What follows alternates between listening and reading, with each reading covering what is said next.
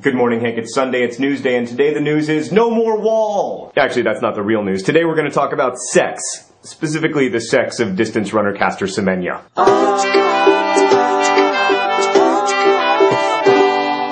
So Hank, Caster Semenya is an 18-year-old South African runner who burst out of nowhere to win the 800-meter race at the World Championships in Berlin. And then several of her competitors said that Semenya had a distinct advantage in the women's 800-meter race, the advantage of not being a woman. So this poor 18-year-old had to undergo a gender test. And it's now being widely reported that Semenya may have an intersex condition, specifically androgen insensitivity syndrome. Androgen insensitivity syndrome is this thing where chromosomally you may be a woman, but you have small, undescended testes. Now, Hank, before we go any further, I want to say that a lot of teenagers sometimes feel uncomfortable about their bodies, and they can be quite vulnerable to teasing. I just want everyone to take a moment to imagine how it would feel to have millions of people around the world discussing your internal testes. Hank, even though Caster Semenya is only 18, she's responded to all of this heroically by saying she's proud to be the person God made her, and she's proud of her achievements, and that she is a woman. Now, a lot of people will say that the complaints of Caster Semenya's competitors are just sour grapes.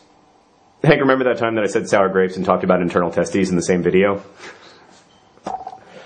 I love my job! But I would argue that the problem is not with Semenya or her competitors, but with sports itself. So Hank, we like to think of sex as an either-or proposition. You're either male or female. Even though about 1% of human beings are born neither male nor female, but with some kind of intersex condition. Hank, my friend Lauren McLaughlin wrote about all of this in a really interesting blog post, link in the sidebar. And she argued that sports is basically an attempt to remove ambiguity from the human condition. Like, one of the problems with the human condition is that no victory is ever final or assured, right? That's why you don't put a mission accomplished banner on your aircraft carrier. Being a person means never really knowing if you can celebrate. Like, a wedding is wonderful unless it leads to divorce. Winning the lottery is awesome unless it allows you to develop the cocaine habit you've always wanted. In life, all the things that we wish could be clear and unambiguous, like victory and love and sex, never end up being clear. Sports allows us to have that lack of ambiguity. So often when people win trophies in sports, they hold it up and say, "They can't take this away from us." They say that because in the non-sports world fraught with ambiguity, everything else can be taken away. You always hear sports guys say, like, sports is like life. But what we love about sports is that it's not like life. There's no room for ambiguity in sports. That's why we have photo finishes and instant replay, and that's also why sports will always be, while fun, kind of insufficient. Hank, it seems to me that the people who failed here are the administrators of the sport, who should have decided in advance whether Semenya would be eligible to compete. And as always in sports, we're gonna have to live with some dumb, arbitrary, but unambiguous rule. It's been widely reported that Semenya's testosterone levels fall within the range of normal for a woman, in which case she should be allowed to compete with women. But regardless, Hank, I for one will remember Caster Semenya's performance on and off the track as unambiguously heroic. Hank, you'll see me tomorrow.